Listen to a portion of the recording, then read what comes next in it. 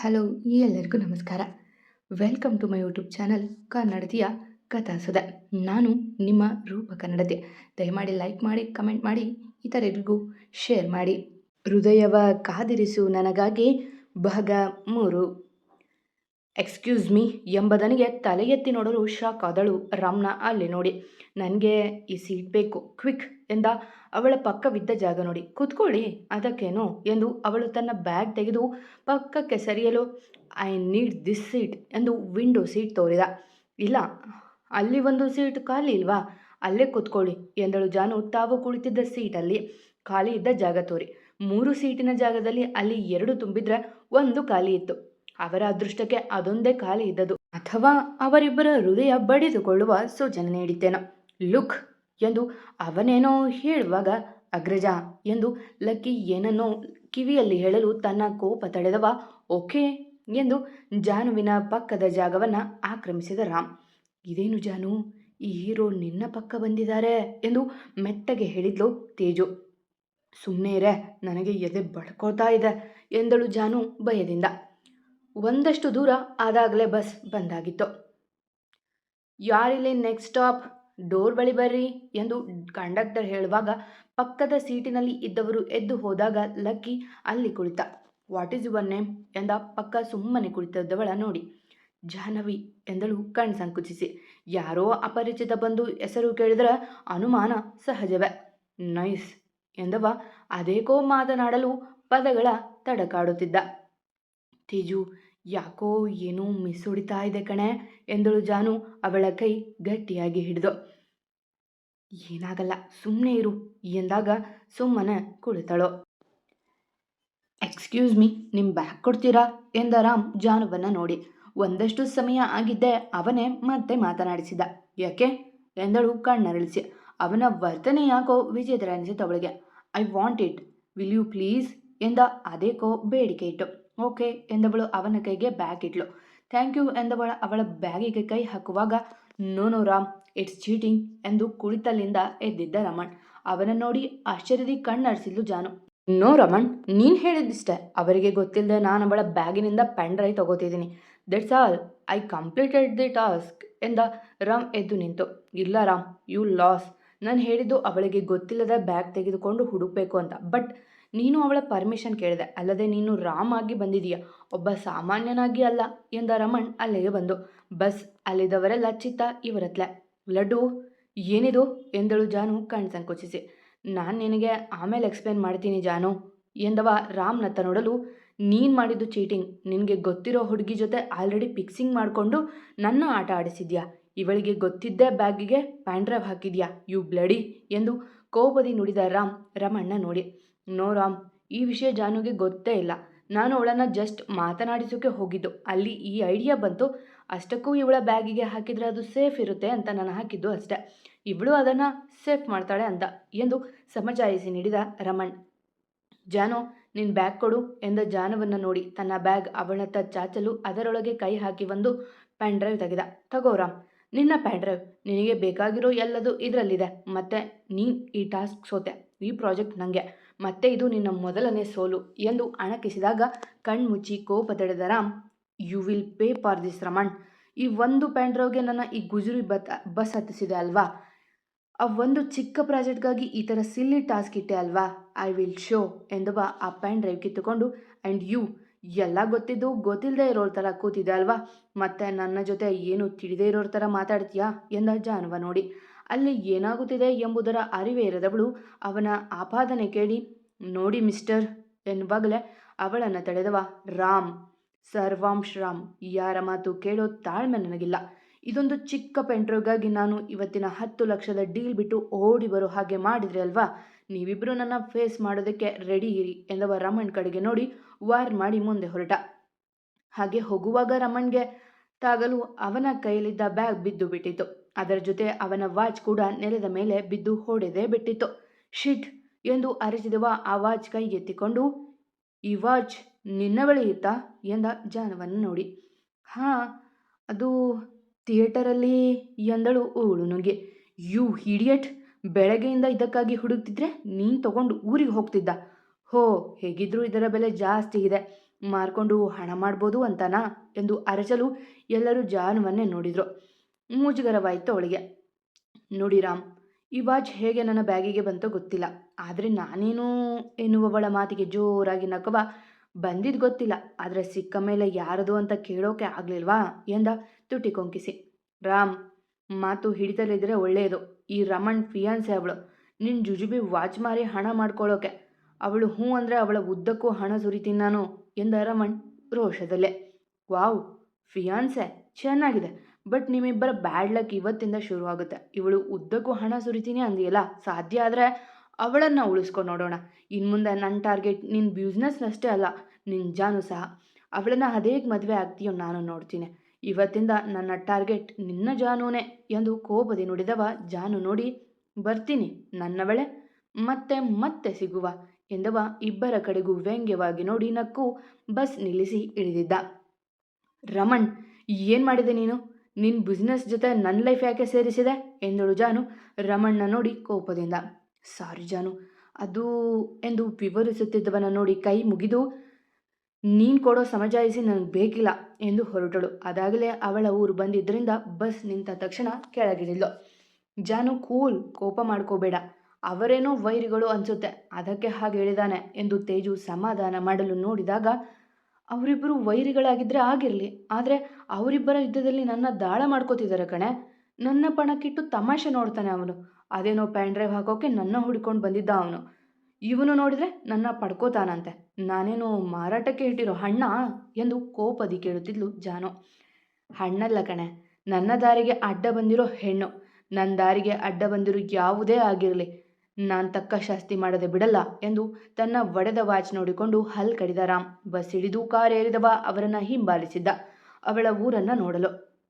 ಲಕ್ಕೆ, ಅವಳ ಬಗ್ಗೆ I need details and ಇಲ್ಲಿ ನಡೆದ ಯಾವ ವಿಷಯನೂ ದನಿಗಾಗಲಿ ಮನೆಯವರಿಗಾಗಲಿ ತಿಳಿಯೋದು ಬೇಡ ಎಂದು ತಮ್ಮನಿಗೆ ಆಜ್ಞೆ ಇಟ್ಟಿದ್ದ.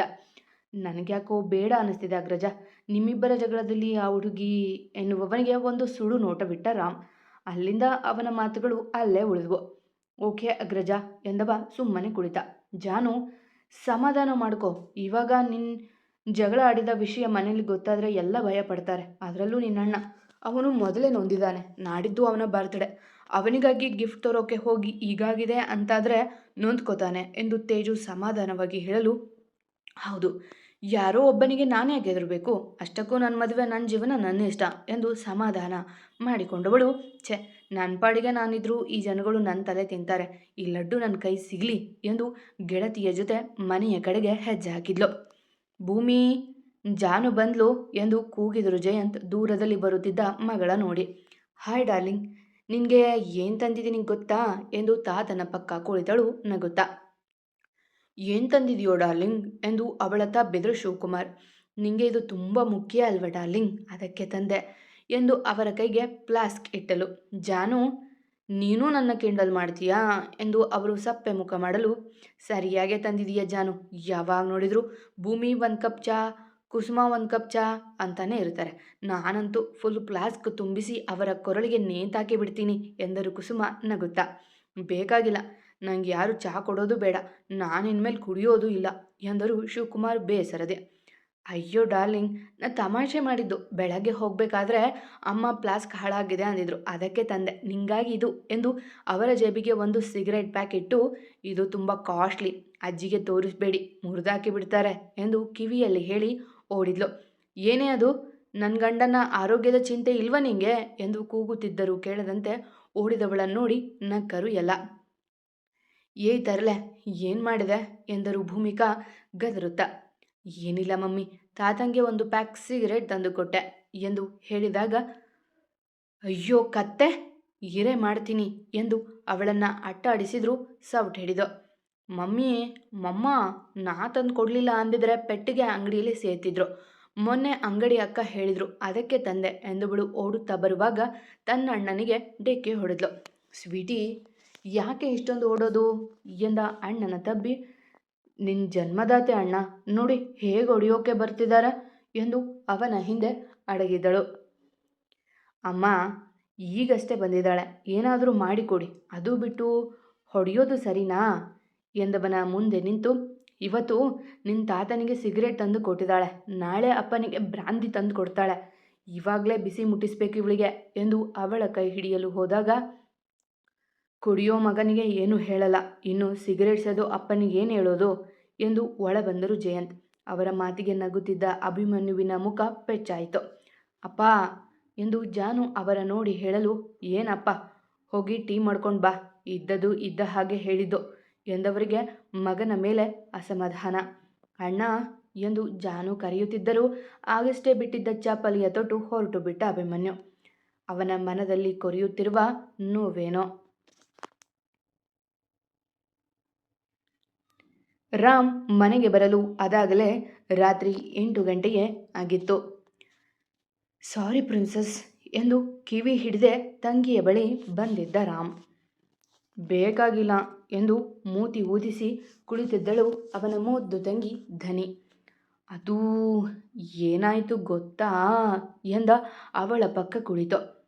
ಏನಾದರೂ ಆಗಿರಲಿ, ಎಷ್ಟೊತ್ತು ವೇಟ್ ಮಾಡೋದು ಎಂದಳು ಮುಖ ತಿರುಗಿಸಿಯ. ಇನ್ಮುಂದೆ ಲೇಟ್ ಆಗಲ್ಲ ಕಣೋ, ಇವತ್ತು ಫರ್ಗ್ಯೂ ಮೀ ಎಂದ ಅವಳ ಮುಂದೆ ಕಣ್ ಸಂಕುಚಿಸಿ ಬೇಡಿ. ಓಕೆ ಎಂದಾಗ ನಕ್ಕವ ಅವಳ ಮುಂದೆ ವಾಚ್ ಹಿಡಿದಿದ್ದ.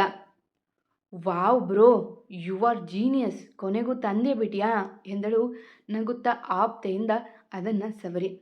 ನನ್ನ ರಾಜಕುಮಾರಿ ಕೊಟ್ಟಿರೋ ಚಿಕ್ಕ ಚಾಕ್ಲೇಟ್ ಸಹ ಬೇರೆಯವರು ತಗೊಳ್ಳೋಕೆ ಬಿಡಲ್ಲ ನಾನು ಎಂದಾಗ ಅವನ ಪ್ರೀತಿ ನೋಡಿ ಮೂಕರಾದರು ಎಲ್ಲ. ಆದರೆ ಇದೇ ಪ್ರೀತಿಯಿಂದ ಅವನ ಜೀವನಕ್ಕೆ ಆಪತ್ತು ಬಂದರೆ? ನನ್ನ ಮುದ್ದು ಬ್ರೋ, ನೀನು ಇದೆಯಾ ಕೋತಿ ಎಂದಳು ಲಕ್ಕಿ ನೋಡಿ. ಏಯ್, ಯಾಕೆ ನೀನು ಕೊಟ್ಟಿರೋ ಪ್ರತಿ ಗಿಫ್ಟ್ ನಾನು ಸೇಫ್ ಮಾಡಿದ್ದೀನಿ ಎಂದ ಅವನು ಕಡಿಮೆ ಇಲ್ಲದಂತೆ. ಹೌದಾ, ನಾನು ಕೊಟ್ಟಿದ್ದ ಟೆಡ್ಡಿ ಬಿಯರಲ್ಲಿ ಎಂದಳು ಕೈ ಕಟ್ಟಿ. ಹೇ ಹೊಗೆ, ಅದು ಹಾಳಾಗಿದ್ದಕ್ಕೆ ನಾನೇನು ಮಾಡಲಿ ಎಂದ ಅವಳ ತಲೆಗೆ ಮುಟಕೆ. ಚಿಕ್ಕ ವಯಸ್ಸಿನಲ್ಲಿ ಅವಳ ಟೆಡ್ಡಿ ಬಿಯರ್ ಅವನು ಕದ್ದು ಇಟ್ಕೊಂಡಿದ್ದ. ಆ ವಿಷಯ ತನ್ನ ಮುದ್ದು ಅಣ್ಣನಿಗೆ ಹೇಳಿದಾಗ ಅವನು ಕೊಡುವಂತೆ ಹೇಳಿದ್ದ. ಅವನು ಕೊಡದಿದ್ದಾಗ ಅದಕ್ಕೆ ಬೆಂಕಿಯನ್ನು ಇಟ್ಟಿದ್ದ ರಾಮ್. ತನ್ನ ತಂಗಿ ವಿಷಯದಲ್ಲಿ ರಾವಣನೇ ಅವನು. ಏ ಲಕ್ಕಿ, ಕೈ ಮಾಡಬೇಡ ಎಂದ ಕೋಪದಿ. ಅಲ್ಲಿಗೆ ಹೆದರಿ ದೂರ ಸರಿದ ಲಕ್ಷ್ಮಣ್. ಏನು ವಿಶೇಷ ಪ್ರಿನ್ಸಸ್ ಇವತ್ತು ಎಂದು ತನ್ನ ಮುಂದೆ ತಟ್ಟೆ ಇಟ್ಟುಕೊಂಡವನ ನೋಡಿ, ಎಲ್ಲದರಲ್ಲೂ ಪರ್ಫೆಕ್ಟ್ ಮಿಸ್ಟರ್ ರಾಮ್ ಅವರೇ, ಮೊದಲು ಕೈ ತೊಳೆದು ಬನ್ನಿ ಎಂದರು ಕೌಸಲ್ಯ ತಮಾಷೆಯಾಗಿ. ಮಾಮ್ ಎಂದವ ಕಣ್ ತಿಳಿಸಲು, ನಿನ್ನ ತಂಗಿಗೂ ಊಟ ಮಾಡಿಸ್ತೀಯಲ್ವಾ, ಅವಳು ವೈರಸ್ ತಿನ್ಬೇಕಾ ಎಂದಾಗ ತಲೆ ಆಡಿಸಿದವ. 5 ಮಿನಿಟ್ಸ್, ಫ್ರೆಶ್ ಆಗಿ ಬರ್ತೀನಿ ಪ್ರಿನ್ಸಸ್ ಎಂದು ಓಡಿದ ಮೇಲೆ ಅವನ ಹಿಂದೆಯೇ ಅವನ ತಮ್ಮ. ಇಬ್ಬರು ಫ್ರೆಶ್ ಆಗಿ ಬಂದ ಮೇಲೆ ತಟ್ಟೆಗೆ ಊಟ ಬಡಿಸಿದರು ಕೌಸಲ್ಯ. ಮತ್ತೆ ರಾಮ್ ನಾಡಿದ್ದು ಎಂದು ರಾಗ ತೆಗೆದರು ಮಾಲತಿ. ಗ್ರ್ಯಾಂಡಾಗೆ ಮಾಡೋಣ, ನಾನು ಮರಿತೀನಾ ಎಂದ ರಾಮ್ ನಗುತ್ತಾ.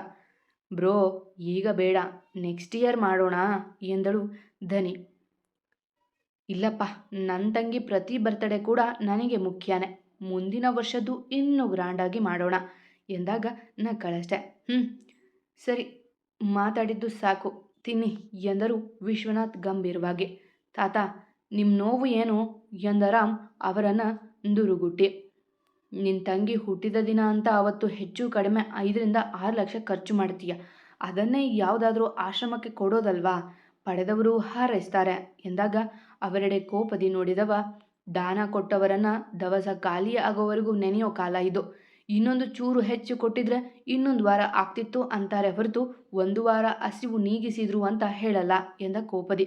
ಮುಂದೇನೂ ಮಾತನಾಡದೆ ತಿಂದು ಎದ್ದವರು, ನಿನಗೆ ಬುದ್ಧಿ ಹೇಳೋಕೆ ಆ ಸೀತಾ ಮಾತೇನೆ ಭೂಮಿಗೆ ಬರಬೇಕು ಅನಿಸುತ್ತೆ ಎಂದು ನಡೆದರು. ಬಂದಿದ್ದಾರೆ ತಾತ, ಜಾನಕಿ ಅಲ್ಲ ಜಾಹ್ನವಿ ಎಂದು ಮನದಲ್ಲೇ ನಕ್ಕ ಲಕ್ಷ್ಮಣ.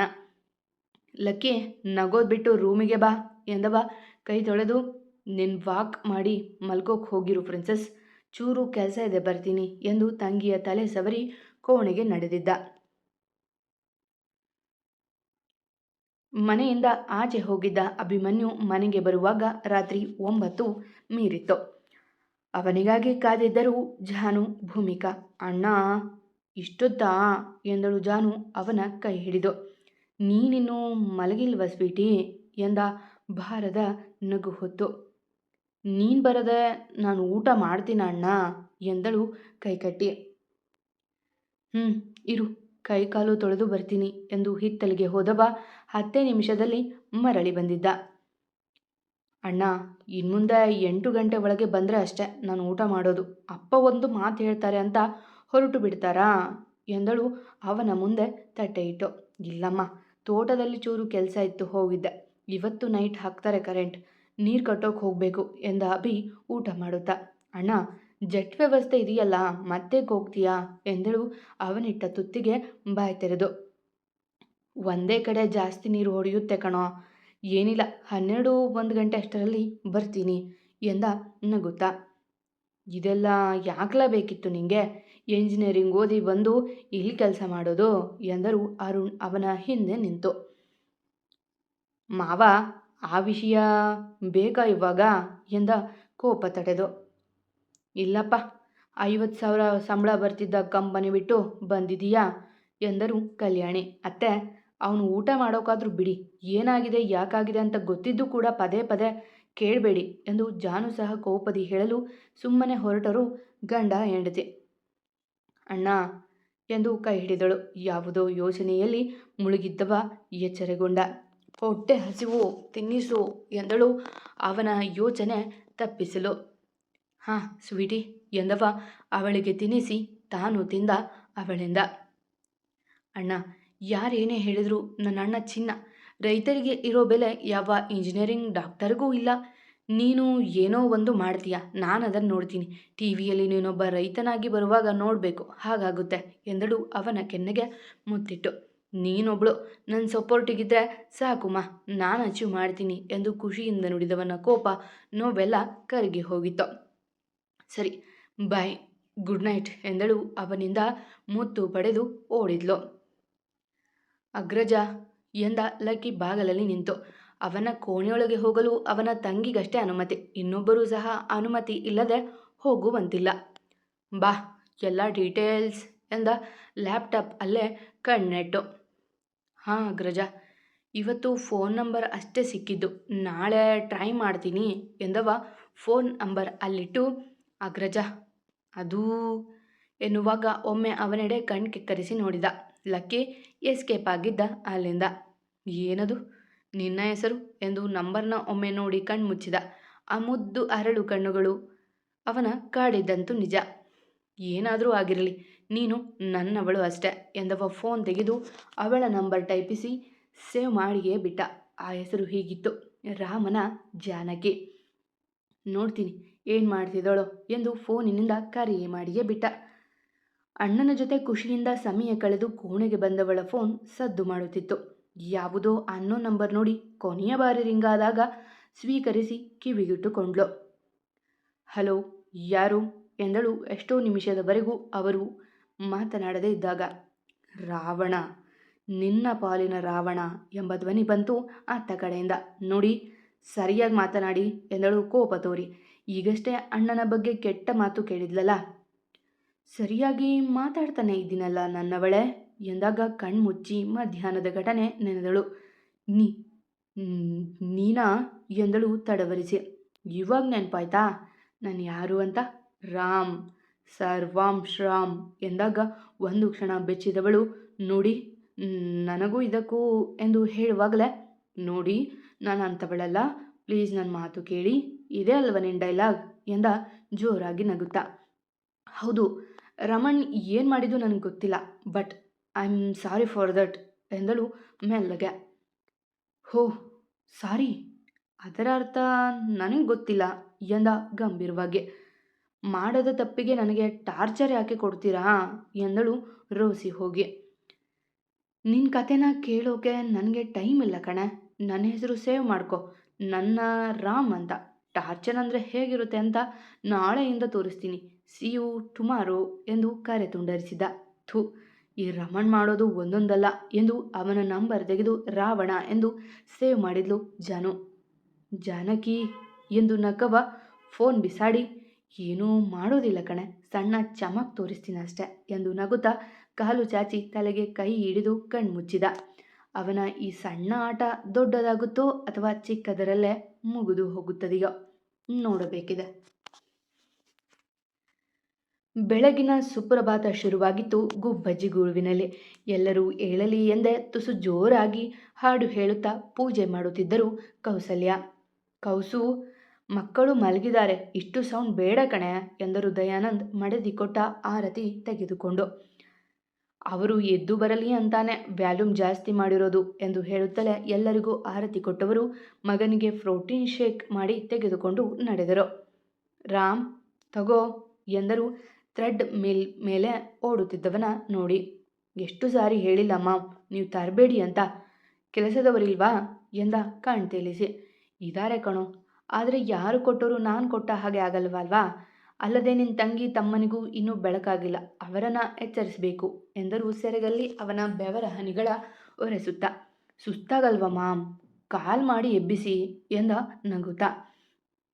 ಸುಸ್ತಾಗುತ್ತೆ ಕಣೋ, ಕಾಲ್ ಮಾಡೋಕ್ಕೆ ಫೋನ್ ಸೈಲೆಂಟಲ್ಲಿ ಇಟ್ಕೋತಾರೆ. ಸೊ ನೀನು ಬೇಗ ಮದುವೆ ಆಗಿಬಿಡು, ಆಗ ಇದೆಲ್ಲ ನಿನ್ನ ಹೆಂಡತಿ ನೋಡ್ಕೋತಾಳೆ ಎಂದರು ನಗುತ್ತಾ. ಹೆಂಡತಿ ಅಂದ ಕ್ಷಣವೇ ಅದಕ್ಕೋ ಜಾನುವೆ ಸುಳಿದಳು ಕಣ್ಮುಂದೆ. ಮಾಮ್, ಮದುವೆ ದೂರದ ಮಾತು ಎಂದವ ಕಣ್ಮುಚ್ಚಿ ತೆಗೆದು, ಟಿಫನ್ ರೆಡಿ ಇದೆಯಾ ಎಂದ ಮಾತು ಮರೆಸಲು. ಹಾಂ, ಸುಮಿತ್ರಾ ಮಾಡ್ತಿದ್ದಾಳೆ, ನಾನು ನೋಡ್ತೀನಿ, ಬೇಗ ಬಾ ಎಂದು ಕೆಳಗೆ ನೆನೆದರೆ ವಾಟ್ಸಪ್ಪಲ್ಲಿ ಜಾನು ಇಟ್ಟಿದ್ದ DP ನೋಡುತ್ತಾ ಉಳಿದ ರಾಮ್. ಭೂಮಿ, ನಾನು ಆಮೇಲೆ ತಿಂಡಿ ಮಾಡ್ತೀನಿ, ಪುರೋಹಿತರ ಬಳಿ ಜಾತಕ ತೋರಿಸಿ ಬರ್ತೀನಿ ಎಂದು ಚಪ್ಪಲಿ ಮೆಟ್ಟಿ ನಡೆದರು ಕುಸುಮ. ಇರಿಯತ್ತೆ, ಜೊತೆಗೆ ಯಾರಾದರೂ ಬರ್ತಾರೆ, ಒಬ್ಬರೇ ಹೋಗಬೇಡಿ ಎಂದು ಕೂಗಿದ ಭೂಮಿಕರವರ ಕೂಗಿಗೆ ತಿರುಗಿ, ಅದೇನೋ ದೂರ ಇಲ್ಲ, ಈಗ ಬರ್ತೀನಿ ಎಂದು ನಡೆದರು ಅವರು. ಅದು ಊರ ದೇವಸ್ಥಾನ. ಆಗಷ್ಟೇ ಪೂಜೆ ಮುಗಿಸಿದ್ರು ಪುರೋಹಿತರು. ಇದನ್ನ ಪೂಜೆ ಮಾಡಿಕೊಡಿ ಎಂದು ಮೊಮ್ಮಗಳ ಜಾತಕವನ್ನು ಕೊಟ್ಟರು ಕುಸುಮ. ಅಂತೆಯೇ ಪೂಜಾರಿಗಳು ಪೂಜೆ ಮಾಡಿಕೊಟ್ಟಾಗ ಅದೇ ದೇವಸ್ಥಾನದ ಮರದ ಜಗುಲಿ ಮೇಲೆ ಕುಳಿತಿದ್ದ ಪಂಡಿತರ ಕೈಗೆ ಜಾತಕವಿಟ್ಟು, ನನ್ನ ಮೊಮ್ಮಕ್ಕಳಿಗೆ ಈ ವರ್ಷ ಮದುವೆ ಮಾಡೋಣ ಅಂತಿದ್ದೀನಿ ಸ್ವಾಮಿಗಳೇ, ಕಂಕಣಬಲ ಕೂಡಿದೆನ ನೋಡಿ ಎಂದರು ವಿನಯದಿ ನಮಸ್ಕರಿಸಿ. ನಿನ್ನ ಮೊಮ್ಮಗಳು ಸೀತೆಯ ಜಾತಕದವಳು, ಅವಳಿಗೆ ಜಾನಕಿ ಅಂತ ಹೆಸರಲಿ ಅಂದರೆ ಸೀತೆಯಂತೆ ನನ್ನ ಮೊಮ್ಮಗಳು ಕಷ್ಟಪಡೋದು ಬೇಡ ಅಂತ ಜಾಹ್ನವಿ ಅಂತ ಇಟ್ರಿ ಎಂದಾಗ ತಲೆ ತಗ್ಗಿಸಿದ್ರು ಕುಸುಮ. ಹೆಸರನ್ನು ಬದಲಿಸಬಹುದು, ಆದರೆ ಹಣೆ ಬರಹವನ್ನಲ್ಲ. ಜಾನಕಿ ತರವೇ ನಿನ್ನ ಮೊಮ್ಮಗಳು ಕಷ್ಟಪಡಲೇಬೇಕು, ರಾಮನಿಂದ ದೂರ ಆಗಲೇಬೇಕು. ಆದರೆ ಇಲ್ಲಿ ಸಮಸ್ಯೆ ಇರೋದು, ಅವಳು ಗಂಡನ ಜೊತೆ ವನವಾಸ ಮಾಡೋದಿಲ್ಲ, ಒಂಟಿಯಾಗಿ ಎದುರಿಸಬೇಕು. ಈ ವರ್ಷ ನೀನು ಬೇಕೆಂದರೂ ಬೇಡವೆಂದರೂ ನಿಮ್ಮ ಅನುಪಸ್ಥಿತಿಯಲ್ಲಿ ಅವಳ ಮದುವೆ ನಡೆಯುತ್ತೆ, ಅದು ಸರ್ವಾಂಶ ಸಂಭೂತ ರಾಮನ ಜೊತೆ ಎಂದಾಗ ಕಲ್ಲಂತೆ ಕುಳಿತು ಬಿಟ್ಟರು ಕುಸುಮ. ಇನ್ನೂ ನಿನ್ನ ಮೊಮ್ಮಗ ಎಂದು ಅವನ ಜಾತಕ ಕೈಗೆತ್ತಿಕೊಂಡಾಗ ಅದು ಗಾಳಿಯಲ್ಲಿ ಹಾರಿ ಮರದ ಮೇಲೆ ಸೇರಿತ್ತು. ಸ್ವಾಮಿ ಎಂದರು ಕುಸುಮ ಅದನ್ನು ನೋಡಿ ಭಯದಿಂದ. ಎಲ್ಲ ದೈವೇಚ್ಛೆ ಕಣಮ್ಮ, ನಿನ್ನ ಮೊಮ್ಮಗನ ಜೀವನವೂ ಇದೇ ರೀತಿ ಸೂತ್ರ ಹರಿದ ಗಾಳಿಪಟ ಆಗಿದೆ, ಸೂತ್ರ ಕಿತ್ತು ಹೋಗಿದೆ. ಅದು ಸರಿಯಾಗಬೇಕೆಂದರೆ ಅವನ ಜೀವನಕ್ಕೊಬ್ಬಳ ಆಗಮನ ಆಗಬೇಕು, ಹಾಗೇ ಆಗುತ್ತೆ. ಆದರೆ ಅದರಿಂದ ಅವನಿಗೆ ನೋವೇ ಹೆಚ್ಚು ಎಂದರು ಶಾಂತತೆಯಿಂದ. ಏನು ಹೇಳ್ತಿದ್ದೀರ ಗುರುಗಳೇ, ನೋವುಂಡ ಜೀವಕ್ಕೆ ಮತ್ತೊಂದು ಜೀವ ನೋವು ಕೊಡಲು ಬರುತ್ತೆ ಅಂದರೆ ಎಂದರು ಗದ್ಗದಿತರಾಗಿ. ಇರುವುದು ಸ್ವಲ್ಪ ದಿನ, ಅದರಲ್ಲಿ ಮೊಮ್ಮಕ್ಕಳ ಮದುವೆ ಮಾಡಿ ನೆಮ್ಮದಿಯಿಂದ ಮುಚ್ಚಬೇಕೆಂದುಕೊಂಡವರಿಗೆ ಈ ವಿಷಯ ಸಿಡಿಲನಂತಾಗಿತ್ತು. ಹಣೆ ಬರಹ ಬದಲಿಸೋಕೆ ಸಾಧ್ಯವೇ ಅಮ್ಮ? ನೋವು ತಿಂದವ ನಗಲೇಬೇಕು, ಇಂದು ನಕ್ಕವ ನಾಳೆ ನೋವು ಉಣ್ಣಲೇಬೇಕು. ಅವನಿಗಾದ ನೋವಿಗೆ ನೋವಿನಿಂದಲೇ ಪರಿಹಾರ, ನೋವಿನಿಂದಲೇ ಸಾಧ್ಯ ಎಂದರು ಮಂದಸ್ಮಿತರಾಗಿ. ಸ್ವಾಮಿಗಳೇ, ಅವರಿಬ್ಬರು ತುಂಬ ಒಳ್ಳೆಯವರು, ಅವರಿಗೆ ಈ ರೀತಿ ನೋವು ಯಾಕೆ? ಇದಕ್ಕೆ ಪರಿಹಾರ ಅನ್ನೋದು ಎಂದರು ಕಣ್ತುಂಬಿಕೊಂಡು. ಒಳ್ಳೆಯವರಿಗೆ ಕಣಮ್ಮ ಸಮಸ್ಯೆ ಬರೋದು ಎಂದು ನಕ್ಕವರು. ಕಾಲವೇ ಪರಿಹಾರ, ನಾವು ಇದು ಹೀಗೆ ಆಗಬಹುದು ಅಂತ ಹೇಳ್ಬೋದು ಅಷ್ಟೆ, ನಾವು ದೈವವಲ್ಲ, ಆಗಬೇಕಾಗಿರುವುದು ಹಾಗೇ ಆಗುತ್ತೆ ಎಂದಾಗ ಮತ್ತೇನು ಹೇಳಲು ಉಳಿಯಲಿಲ್ಲ ಅವರಿಗೆ. ಸರಿ ಸ್ವಾಮಿಗಳೇ ಎಂದು ಅವರು ಎದ್ದು ನಿಂತ ತಕ್ಷಣ ಅಭಿಯ ಜಾತಕ ಕೆಳಗೆ ಬಿದ್ದಿತ್ತು. ಬರ್ತೀನಿ ಎಂದವರು ಅವರ ಆಶೀರ್ವಾದ ತೆಗೆದುಕೊಂಡು ನಡೆದಾಗ ದೇವಸ್ಥಾನದ ಗಂಟೆಗಳು ಜೋರಾಗಿ ಸದ್ದು ಮಾಡಿದ್ವು. ಯಾಕೆ ಡಾರ್ಲಿಂಗ್, ಮುಖ ಹೀಗಿದೆ, ಸುಸ್ತಾಯ್ತಾ ಎಂದು ಆಗಷ್ಟೇ ಮನೆಗೆ ಬಂದ ಅಜ್ಜಿಯ ತಬ್ಬಿದ್ಲು ಜಾನು. ಅವಳ ಮೊಗವನ್ನೇ ದಿಟ್ಟಿಸಿದ್ರು ಕುಸುಮ.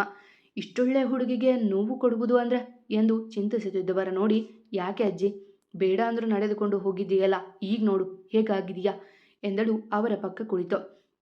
ಹೀಗೆ ಏನೋ ಚಿಂತೆ ಮಾಡ್ತಿದ್ದೆ ಎಂದಾಗ ಅವರ ಗಲ್ಲ ಹಿಡಿದು, ಚಿಂತೆ ಎಲ್ಲ ಮಾಡಬೇಡ, ಬಿಂದಾಸ್ ಆಗಿರು, ನೀನು ಮೊದಲೇ ಸೊರಗಿದೀಯ, ಇನ್ನೂ ಚಿಂತೆ ಮಾಡಿದರೆ ನಾವು ನಮ್ಮ ಕುಸುಮ ಎಲ್ಲಿ ಅಂತ ಹುಡುಕ್ಬೇಕು ಎಂದು ತಮಾಷೆ ಮಾಡಲು ಅವರ ಮೊಗವರಳಿತು. ಇಲ್ಲ ಕಣೆ, ಚಿಂತೆ ಮಾಡಲ್ಲ, ಎಲ್ಲ ದೈವೇಚ್ಛೆ. ಕುಡಿಯೋಕೆ ಸ್ವಲ್ಪ ನೀರು ಕೊಡು ಎಂದಾಗ ತಲೆ ಆಡಿಸಿ ಹೋಗಿ ತಂದು ನೀರು ಕೊಟ್ಲು. ಏನಾಯ್ತೆ ಕುಸುಮ ನಿಂಗೆ? ಬೆಳಗ್ಗೆ ಬೆಳಗ್ಗೆ ಸ್ವಾಮಿಗಳ ತಲೆ ತಿಂದು ಬಂದ್ಯಾ ಎಂದರು ಶಿವಕುಮಾರ್ ಅವರ ಪಕ್ಕ ಕುಳಿತು. ಸುಮ್ಮನಿರಿ, ನಿಮಗೆ ಗೊತ್ತಾಗೋದಿಲ್ಲ ಎಂದವರು ಇನ್ನೂ ಯೋಚನೆ ಮಾಡುವಾಗ, ಯಾಕೆ ಅತ್ತೆ, ಗುರುಗಳು ಏನು ಹೇಳಿದರು ಎಂದರು ಭೂಮಿಕಾ ಆತಂಕದಿಂದ. ಭೂಮಿ, ಅದು ಎಂದವರು ಆಗಷ್ಟೇ ಎದ್ದು ಬಂದ ಅಭಿಮನ್ಯುವನ್ನು ನೋಡಿ, ಇನ್ನೂ 2-3 ತಿಂಗಳು ಒಳ್ಳೆಯ ಮುಹೂರ್ತ ಇಲ್ವಂತೆ ಕಣೆ ಎಂದು ಮಾತು ಬದಲಿಸಿದರು. ಅಯ್ಯೋ, ಅಷ್ಟಕ್ಕೆ ಇಷ್ಟು ಬೇಜಾರಾದ್ಯಾ ಅಮ್ಮ? ನಾವೆಲ್ಲ ಏನೋ ಅಂದ್ಕೊಂಡಿದ್ವಿ ಎಂದು ಜಯಂತ್ ಅವರು ಅಮ್ಮನ ಪಕ್ಕ ಕುಳಿತರು. ಅತ್ತೆ, ಇವಾಗ ಹುಡ್ಕೋಕೆ ಶುರು ಮಾಡಿದ್ರು 3 ತಿಂಗಳು ಬೇಕೇ ಬೇಕಲ್ವಾ ನಮ್ಮ ಜಾನುಗೆ ಪರ್ಫೆಕ್ಟ್ ಹುಡುಗ ಸಿಗೋದಕ್ಕೆ ಎಂದರು ಭೂಮಿ ತಮ್ಮ ಮಗಳ ತಲೆ ಸವರಿ. ಅಯ್ಯೋ, ಹುಡ್ಕೋದ್ಯಾಕೆ, ನನ್ನ ಮಗ ರೆಡಿ ಇದ್ದಾನೆ. ಆದರೆ ಇನ್ನೂ 3-4 ತಿಂಗಳಿಗೆ ಅವನು ಅಂದುಕೊಂಡಂತೆ ಟಾಪಲ್ಲಿ ಬರ್ತಾನೆ, ನಂಬರ್ 1 ಬಿಸ್ನೆಸ್ ಮ್ಯಾನ್ ಆಗ್ತಾನೆ. ಆಗ ಮದುವೆ ಮಾಡೋಣ, ಅಬ್ಬಿಗೆ ಹುಡುಗಿನ ಹುಡುಕಿ ಎಂದರು ಕಲ್ಯಾಣಿ ಮೂತಿ ಮುರಿದು. ಕಲ್ಯಾಣಿ, ನಾನು ಹೇಳಿದ್ದಾಗಲಿಲ್ವಾ, ನನ್ನ ಮೊಮ್ಮಗಳು ಸಿಟಿಗೆ ಹೋಗ್ತಾಳೆ, ಸಂಬಂಧದಲ್ಲಿ ನಾನು ಮಗಳನ್ನು ಕೊಡೋದಿಲ್ಲ ಎಂದು ಶಿವಕುಮಾರ್ ಕಡ್ಡಿ ತುಂಡಾದಂತೆ ನುಡಿದಾಗ ಪರಿಸ್ಥಿತಿ ಕೈ ಮುರಿತಿದೆ ಎಂದು ತಿಳಿದವಳು, hold on hold on hold on ಎಂದು ಎದ್ದು ನಿಂತವಳು. ಮೊದಲು ನನ್ನ ಕಂಡೀಷನ್ ಕಂಪ್ಲೀಟ್ ಆಗಲಿ, ನಾನು ಹಿಡಿದು ಎಲ್ಲರಿಗೂ ನೆನಪಿದೆ ತಾನೆ, ಅದಾದ ಮೇಲೆಯೇ ನಾನು ಮದುವೆಗೆ ಒಪ್ಪೋದು ಎಂದಳು ಕೈ ಸೊಂಟದ ಮೇಲಿಟ್ಟು. ಮದುವೆ ದೂರದ ಮಾತು ಕಣೆ, ಮೊದಲು ಹುಡುಗನಾದರೂ ಸೆಟ್ಲ್ ಆಗಲಿ ಎಂದ ಅಮ್ಮನನ್ನು ಕೆಕ್ಕರಿಸಿ ನೋಡಿದವಳು. ನಾನು 1 ವರ್ಷ IT ಕಂಪನಿಯಲ್ಲಿ ಕೆಲಸ ಮಾಡಿನೇ ಮದುವೆ ಆಗೋದು ಎಂದಳು ಕೈಕಟ್ಟಿ. ಸ್ವೀಟಿ, ಯಾರು ಬೇಡ ಅಂದರೂ ನಾನು ನಿನ್ನ ಪರ ಇದ್ದೀನಿ ಕಣೋ, ನೀನು ಯಾರ ಮಾತಿಗೂ ತಲೆ ಕೆಡಿಸ್ಕೋಬೇಡ, ಒಂದಲ್ಲ ಅಂದರೆ 2 ವರ್ಷ ಕೆಲಸ ಮಾಡು ಎಂದ ಅಭಿ ಅವಳ ತಬ್ಬಿ. ಥ್ಯಾಂಕ್ ಯು ಅಣ್ಣ, ಯು ಆರ್ ಸೋ ಸ್ವೀಟ್ ಎಂದು ಅವನ ಕೆನ್ನೆಗೆ ಮುತ್ತಿಟ್ಟಳು. ಅಲ್ಲಮ್ಮ ಜಾನು, ಈಗ ನೀನು ದುಡಿದು ತಂದಾಕು ಅಂತ ಪರಿಸ್ಥಿತಿ ಇಲ್ಲ, ಸುಮ್ಮನೆ ಯಾಕೆ ಕೊಡು 1000 ಸಂಬಳದಕ್ಕೆ ಬೇರೆಯವರ ಮುಂದೆ ಕೈ ಒಡ್ಡೋದು ಎಂದರು ಅರುಣ್ ಸೊಸೆಯ ಮೇಲಿನ ಕಾಳಜಿಯಿಂದ. ನೋ ಮಾವ, ನಾನು ಇಷ್ಟು ದಿನ ಓದಿದ್ದು ಎಲ್ಲ ನಿಮ್ಮ ಹಣದಲ್ಲಿ. ಇಷ್ಟೊಂದು ಓದಿರೋದಕ್ಕೆ ನನ್ನ ಟ್ಯಾಲೆಂಟ್ ವಿದ್ಯೆ ಉಪಯೋಗಿಸಿ ಏನಾದರೂ ಮಾಡಬೇಕು ಅಂತ ನಾನು ಹೋಗ್ತಿರೋದು, ಕೇವಲ ಹಣಕ್ಕಾಗಿ ಅಲ್ಲ ಮಾವ ಎಂದಾಗ ಸುಮ್ಮನಾದರು ಅರುಣ್. ಮತ್ತೆ ಅವಳು ಕೆಲಸ ಮಾಡೋ ಅಷ್ಟರಲ್ಲಿ ನಿನಗೆ ಹುಡುಗಿನ ಹುಡುಕೋದಾ ಎಂದರು ಕುಸುಮ ಅಭಿಯ ನೋಡಿ. ನೋ ಅಜ್ಜಿ, ನನ್ನ ಸ್ವೀಟಿ ಒಳ್ಳೆ ಮನೆ ಸೇರಲಿ, ಆಮೇಲಿನದು ನೋಡೋಣ ಎಂದ ಮಾತು ತಿಳಿಸಿದ. ಇವನಲ್ಲಿ ಮದುವೆ ಆಗ್ತಾನೆ, ಯಾವಾದರೂ ಬಾರ್ ಓನರ್ ಮಗಳಿದ್ರೆ ನೋಡು, ಕಣ್ಮುಚ್ಚಿ ಹೋಗ್ತಾನೆ ಎಂದರು ಜಯಂತ್ ಮಗನ ನೋಡಿ. ತಲೆ ತಗ್ಗಿಸಿದ ಅಭಿ. ಅಪ್ಪ ಎಂದು ಜಾನು ಒಂದು ನೋಟ ಬೀರಿದ್ದೆ ಸುಮ್ಮನಾದರು ಅವರು. ಮತ್ತೆ ಅವಳು ಕೆಲಸಕ್ಕೆ ಹೋಗೋದಾದರೆ ರಮಣ್ ಕಂಪನಿಗೆ ಸೇರಲಿ ಅಲ್ವಾ, ಮತ್ತೆ ಬೇರೆ ಕಡೆ ಕೆಲಸ ಹುಡ್ಕೋಕೆ ತೊಂದರೆ ಆಗುತ್ತೆ ಎಂದರು ಕಲ್ಯಾಣಿ ಅವರು. ಅತ್ತೆ, ಈಗಷ್ಟೇ ಏನು ಹೇಳಿದ್ದು ನಾನು, ನನ್ನ ಟ್ಯಾಲೆಂಟ್ಗೆ ತಕ್ಕನಾಗಿ ಕೆಲಸ ತಗೋಬೇಕು, ನನ್ನ ಮಾವನ ಮಗ ಅಂತಲ್ಲ, ಸೊ ನಾನಾಗಿ ಕೆಲಸ ಹುಡುಕಬೇಕು ಎಂದಳು ಅಣ್ಣನ ತಬ್ಬಿಯೇ. ಆಯ್ತಮ್ಮ, ಯಾವಾಗ ಹೋಗೋದು ಎಂದರು ಜಯಂತ್ ಅವರು. ನಾಡಿದ್ದು ಒಂದು ಕಂಪನಿ ಇಂಟರ್ವ್ಯೂ ಇದೆ, ಹೋಗಬೇಕು ಅಪ್ಪ, ಆಮೇಲೆ ಜಾಯ್ನಿಂಗ್ ಯಾವಾಗ ಹೇಳ್ತಾರೋ ಆಗ ಎಂದಳು ನಗುತ್ತಾ. ಸರಿ ಕಣಮ್ಮ ಎಂದರು ಅವರು ನಗುತ್ತಾ. ಆದರೆ ಕುಸುಮ ಅವರ ಮೊಗದಲ್ಲಿದ್ದ ಆತಂಕವ ಗಮನಿಸಿದರು ಭೂಮಿಕಾ. ಎಲ್ಲರ ಎದುರು ಏನೂ ಕೇಳದೆ ಉಳಿದರು. ಬನ್ನಿ ಎಲ್ಲ ತಿಂಡಿ ಮಾಡುವ ಎಂದು ಜಾನು ಕರೆಯಲು ಎಲ್ಲ ಅಂತ ನಡೆದರು. ಹೇ ನಿಶ್ಚಿ, ನಿನ್ನ ಸ್ಕೂಟಿ ಕೊಡ್ತೀಯ ಸ್ವಲ್ಪ ಎಂದು ತನ್ನ ಗೆಳತಿಯ ಬಳಿ ಕೇಳುತ್ತಿದ್ಲು ಜಾನು. ಅಂದು ಸಂಜೆ. ಯಾಕೆ ಇವಾಗ ಎಂದು ತನ್ನ ಸ್ಕೂಟಿ ಕೀ ನೀಡಿದಳು ನಿಶ್ಚಿತ. ಅದು ಅಣ್ಣನ ಬರ್ತ್ಡೇಗೆ ಕೇಕ್ ತರಬೇಕು ಕಣೆ, ಬಸ್ಸಲ್ಲಿ ಹೋದರೆ ಅದು ಅಪ್ಪಚ್ಚಿ ಆಗಿಬಿಡುತ್ತೆ, ಬೇಗ ಬರ್ತೀನಿ ಎಂದಳು ಸ್ಕೂಟಿ ಏರಿ. ಇಲ್ಲೇ ಬೇಕರಿ ಇದಾವಲ್ಲೇ, ಮತ್ತ್ಯಾಕೆ ಅಷ್ಟು ದೂರ ಹೋಗ್ತೀಯಾ ಎಂದಳು ನಿಶ್ಚಯ. ನಿನ್ನೆ ಆರ್ಡರ್ ಕೊಟ್ಟಿದ್ದೀನಿ ಕಣೆ, ಸ್ಪೆಷಲ್ ಆಗಿ, ಅರ್ಧ ಗಂಟೆಯಲ್ಲಿ ಹೋಗಿ ಬರ್ತೀನಿ ಎಂದವಳು. ಇಂದು ತೇಜುವನ್ನು ಕರೆದುಕೊಂಡು ಹೋಗದೆ ಒಬ್ಬಳೇ ಬಂದಳು ಸಿಟಿಗೆ. ಮೊದಲೇ ಆರ್ಡರ್ ಕೊಟ್ಟಿದ್ದರಿಂದ ತನ್ನ ಹೆಸರು ಹೇಳಿ ಉಳಿದ ಹಣ ನೀಡಿ, ಅಣ್ಣ ಹುಟ್ಟು ಹಬ್ಬದ ಶುಭಾಶಯಗಳು ಅಣ್ಣ ಅಂತ ಬರೀರಿ ಎಂದಳು ಕೇಕ್ ಮೇಲೆ. ಅದರಂತೆ ಅವರು ಬರೆದು ಕೊಟ್ಟರು. ಥ್ಯಾಂಕ್ ಯು ಅಣ್ಣ ಎಂದು ಕೇಕ್ ತೆಗೆದುಕೊಂಡು ವಾಪಸ್ ಸ್ಕೂಟಿಯ ಬಳಿ ಬಂದವಳು ಕಾಲು ಜಾರಿ ನೋಡದೆ ಸ್ಕೂಟಿ ಪಕ್ಕವೇ ಇದ್ದ ಕಾರಿನ ಮೇಲೆ ಕೇಕ್ ಬೀಳಿಸಿ ಬಿಟ್ಟಳು. ಅಯ್ಯೋ, ಇದೇನಾಯಿತು ಎಷ್ಟು ಪ್ರೀತಿಯಿಂದ ಮಾಡಿಸಿದ್ದೆ, ಎಲ್ಲ ಹಾಳಾಯಿತು ಎಂದು ಬೇಸರದಿ ನೋಡುವಾಗ ಕಾರಿನ ಗ್ಲಾಸ್ ಇಳಿಯಿತು. ಒಳಗೆ ಇರುವವರು ಯಾರು ಎಂದು ಬಾಗಿ ನೋಡಿದವಳ ಮುಂದೆ ಕೆಂಗಣ್ಣು ಮಾಡಿಕೊಂಡು ಕುಳಿತಿದ್ದ ರಾಮ್. ಅಯ್ಯೋ, ಈ ರಾವಣನ ಕಾರ ಇದು ಎಂದು ತಲೆ ಕೆರೆದುಕೊಂಡು ನೋಡಿ, ಅದು ನಾನು ಎನ್ನುವಾಗ ಕಾರಿನಿಂದ ಅವಳ ಸ್ಕೂಟಿಯ ಬಿಡಿಸಿದವ ಬೇಕೆಂದೇ ಅದರ ಒಂದು ಗಾಲಿ ಪೂರ್ತಿ ಜಜ್ಜಿಸಿದ. ಏನು ಮಾಡ್ತಿದ್ದೀರ ನೀವು, ಇದು ನನ್ನ ಎಂದು ಗಾಬರಿಯಿಂದ ಹೇಳುವವಳ ಮಾತಿಗೆ ಬೀಗ ಹಾಕಿ, ಅಯ್ಯೋ ಸಾರಿ, ಅದು ನಾನು ಬೇಕಂತ ನಿನ್ನ ಸ್ಕೂಟಿ ಬೀಳಿಸಲಿಲ್ಲ ಎಂದು ವ್ಯಂಗ್ಯವಾಗಿ ನಕ್ಕು ಕೂಲಿಂಗ್ ಗ್ಲಾಸ್ ಏರಿಸಿಕೊಂಡಾಗ ಪೆಚ್ಚಾದಳು ಜಾನು. ಇದು ನನ್ನ ಸ್ಕೂಟಿ ಅಲ್ಲ, ನನ್ನ ಫ್ರೆಂಡ್ದು ಎಂದಳು ಕಣ್ತುಂಬಿಕೊಂಡು. ಅವಳನ್ನು ನೋಡಿ ಅದೇಕೋ ಬೇಸರವಾಯಿತು ಅವನಿಗೆ. ನಾನೇನು ಮಾಡಲಿ ಅದಕ್ಕೆ ಎಂದ ಅವಳ ನೋಡುತ್ತಲೇ. ತಾಳ್ಮೆಯಿಂದ ಮಾತಾಡಿ ಅಭ್ಯಾಸನೇ ಇಲ್ವ ನಿಮಗೆ ಎಂದಳು ಕೋಪ ಮಾಡಿಕೊಂಡು. ನಾನಿರೋದೇ ಹೀಗೆ, ಅದನ್ನು ನಿನ್ನಿಂದ ಕಲಿಬೇಕಾಗಿಲ್ಲ ಎಂದು ಕಾರಿನಿಂದ ಕೆಳಗಿಳಿದು, ನೋಡಿ ನಾನು ಬೇಕು ಅಂತ ಬೀಳಿಸಿಲ್ಲ, ನಾನು ನಿಮ್ಮ ಕಾರ್ ಕ್ಲೀನ್ ಮಾಡಿಸ್ತೀನಿ, ನೀವು ನನ್ನ ಸ್ಕೂಟಿ ರೆಡಿ ಮಾಡಿಸಿ ಕೊಡಿ, ಊರಿಗೆ ಹೋಗೋದಕ್ಕೆ ಲೇಟ್ ಆಗುತ್ತೆ ಎಂದಳು ಅವನನ್ನೇ ಕೋಪದಿಂದ ನೋಡಿ. ಆಗಲ್ಲ ಆಗಲ್ಲ, ನನ್ನ ಆ ಡಬ್ಬ ಬಸ್ ಏರೋ ಥರ ಮಾಡಿದ್ರಲ್ಲ, ನೀನು ನಿನ್ನ ಪಿಯಾನ್ಸೆ, ಹೋಗು ಅವನ ಕಾರಲ್ಲಿ ಎಂದ ವ್ಯಂಗ್ಯವಾಗಿ. ಇಬ್ಬರ ಮಧ್ಯೆ ಅವನ ಹೆಸರು ತಂದಿದ್ದೆ, ನಿಮ್ಮ ಕೈಲಿ ಸರಿ ಮಾಡಿಸೋಕ್ಕಾಗಲ್ಲ ಅಂದರೆ ಹೋಗ್ತಾ ಇರಿ, ಅದು ಬಿಟ್ಟು ನಾನು ಯಾರ ಜೊತೆ ಹೋಗಬೇಕು ಅಂತ ನೀವು ಹೇಳೋದು ಬೇಕಾಗಿಲ್ಲ ಎಂದವಳ ನೋಡುತ್ತೆ ರಭಸವಾಗಿ ಡೋರ್ ಹಾಕಿದವ. ಹೇಳ್ತೀನಿ ಕಣೆ, ಏನೇ ಮಾಡ್ತೀಯಾ, ಏನು ಮಾಡೋಕ್ಕಾಗುತ್ತೆ ನಿನ್ನ ಕೈಲಿ, ಇವತ್ತೇನೋ ಮಾಡೋಣ ಅಂದ್ಕೊಂಡೆ, ಆದರೆ ಪಾಪ ಅಂತ ಸುಮ್ಮನೆ ಬಿಟ್ಟರೆ ನೀನೇ ನನ್ನ ಎದುರು ಬಂದು ನನ್ನ ಕಾರ್ ಹಾಳು ಮಾಡಿದ್ದೋ ಎಂದವ ಅವಳ ತೀರ ಹತ್ತಿರ ನಿಂತಿದ್ದಾನೆ. ಅದು ಅವಳರಿವಿಗೆ ಬಾರದೆ ಅವನ ಬ್ಲೇಸರ್ ಹಿಡಿದಿದ್ದಳು ಬೀಳುವಂತಾದಾಗ. ನೋಡಿ, ನಾನು ಗೌರವ ಕೊಟ್ಟು ಮಾತಾಡ್ತಿದ್ದೀನಿ, ನೀವು ಗೌರವ ಕೊಡಿ, ಏಕವಚನದಲ್ಲಿ ಮಾತಾಡಬೇಡಿ ಎಂದಳು ಮೆಲ್ಲಗೆ. ಆಗಲ್ಲ, ಏನು ಹೇಳು, ಆಗಲ್ಲ ಎಂದವ ಇನ್ನೂ ಅವಳ ಹತ್ತಿರ ಬಾಗಿದಾಗ ಹೆದರಿ ಕಣ್ಣು ಮುಚ್ಚಿದ್ಲು ಜಾನು. ನಿನಗೆ ಗೌರವ ಕೊಟ್ಟು ನನಗೇನಾಗಬೇಕಾಗಿಲ್ಲ, ನೀನೇನಿದ್ರು ಅವಳೆ ಏನೇನೆ ಎಂದಾಗ ಅವನ ಬಿಸಿ ಉಸಿರಿಗೆ ಹೆದರಿ ಬಿಟ್ಟಳು ಹುಡುಗೆ. ಸರಿ ಸರಿ ಆಯಿತು, ದೂರ ಹೋಗಿ, ನಾನೇ ಸರಿ ಮಾಡಿಸ್ಕೋತೀನಿ ಎಂದಳು ಬೈಯದಿ. ಅವನ ಪಟಪಟನೆ ಆಡುವ ತುಟಿಗಳ ನೋಡಿ ನಕ್ಕವ ಅವಳ ಕೋಮಲ ಕಣ್ಣುಗಳ ನೋಡುತ್ತಾ ಉಳಿದು ಬಿಟ್ಟ.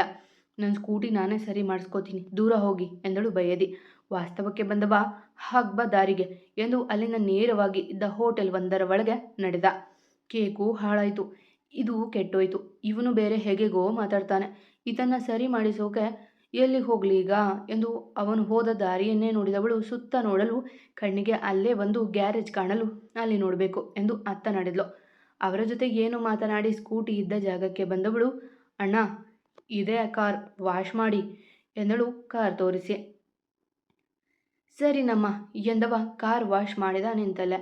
ಅವನು ಕಾರ್ ವಾಶ್ ಮಾಡುವ ತನಕ ರಾಮನಿಗೆ ಬೈಯುತ್ತಿದ್ಲು.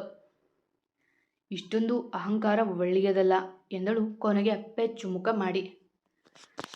ಅಣ್ಣ ಈ ಸ್ಕೂಟಿ ರೆಡಿ ಮಾಡೋಕೆ ಎಷ್ಟೊತ್ತಾಗುತ್ತೆ ಎಂದಳು ತನ್ನ ಸ್ಕೂಟಿ ತೋರಿ. ತುಂಬ ಡ್ಯಾಮೇಜ್ ಏನಾಗಿಲ್ಲ, ಆದರೆ ಒಂದು ವೀಲ್ ಪೂರಾ ತೆಗೆದು ಹಾಕಬೇಕಲ್ವಾ, ಸೊ 1 ಗಂಟೆ ಆದರೂ ಬೇಕು ಎಂದಾಗ ಮತ್ತೇನು ಹೇಳದೆ, ಸರಿ ಅಣ್ಣ ರೆಡಿ ಮಾಡಿರಿ, ಅಡ್ವಾನ್ಸ್ ಪೇ ಮಾಡ್ತೀನಿ ಎಂದಾಗ ಅವನೇ ಸ್ಕೂಟಿ ತಳ್ಳಿಕೊಂಡು ಬಂದ. ಅವನಿಗೆ ಪೇ ಮಾಡಿ ಮತ್ತೆ ಬೇಕರಿಯ ಕಡೆಗೆ ಬಂದಳು. ಅಣ್ಣ ಇನ್ನೊಂದು ಕೇಕ್ ಮಾಡಿ ಎಂದು ಮತ್ತೊಂದು ಕೇಕ್ ಆರ್ಡರ್ ಕೊಟ್ಟು ಅಲ್ಲೇ ಕುಳಿತವಳ ಪ್ರತಿ ಚರ್ಯೆಯನ್ನು ನೋಡುತ್ತಲೇ ಇದ್ದ ರಾಮ್. ಮತ್ತೆ ಸಿಗುವ. ಕತೆ ಇಷ್ಟ ಆಗ್ತಿದೆಯಲ್ವಾ? ದೊಡ್ಡ ಎಪಿಸೋಡ್ ಹಾಕ್ತೀನಿ, ಪ್ಲೀಸ್ ನೀವು ದೊಡ್ಡ ಕಮೆಂಟ್ ಹಾಕಿ ಹಾಗೆ ಪ್ರೋತ್ಸಾಹ ಕೊಡ್ತಾಯಿರಿ. ಕತೆ ಇಷ್ಟ ಆಗಿದೆ ಅನ್ಕೋತೀನಿ. ಸಬ್ಸ್ಕ್ರೈಬ್ ಮಾಡ್ಕೊಳೋದ ಮರಿಬೇಡ ಆಯಿತಾ? ಎಂದಿನಂತೆ ನಿಮ್ಮ ಪ್ರೀತಿ ಕಮೆಂಟ್ ಪ್ರೋತ್ಸಾಹದ ನಿರೀಕ್ಷೆಯಲ್ಲಿ ನಾನು ನಿಮ್ಮ ರೂಪ ಕನ್ನಡತೆ. ಪ್ರೀತಿಯಿಂದ ಕತೆ ಕೇಳ್ತಿರೋ ಪ್ರತಿಯೊಬ್ಬರಿಗೂ ನನ್ನ ತುಂಬು ಹೃದಯದ ಧನ್ಯವಾದಗಳು.